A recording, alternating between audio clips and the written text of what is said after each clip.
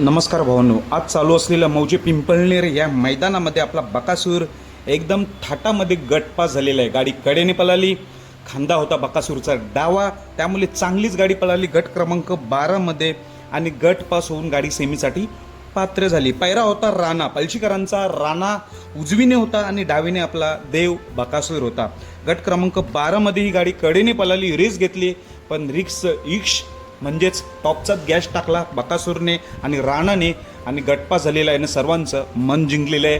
आज मौजे पिंपळनेर मैदानामध्ये पुन्हा एकदा नवीन चेहऱ्यासोबत आपला बकासूर नेहमी दिसत असतो, त्याचप्रमाणे आज देखील आपल्याला बकासूर राणासोबत दिसला। आणि भावांनो, आज एक टॉपची गाडी, अजून एक घरचाच साथ गटपास झाला, तो म्हणजे छत्रपती संभाजीनगर एक्सप्रेस म्हणून ओळखला जाणार असा लखनच्या जोडीला मायकल, म्हणजे घरचीच गाडी आहे। चांगला तो सुद्धा मायकलसुद्धा एकदम टॉपचाच नंदी आहे। त्याच्या दावणीतील लखन आणि मायकल ही सुद्धा गाडी गटपास होऊन गाडी सेमीसाठी पात्र झालेली आहे।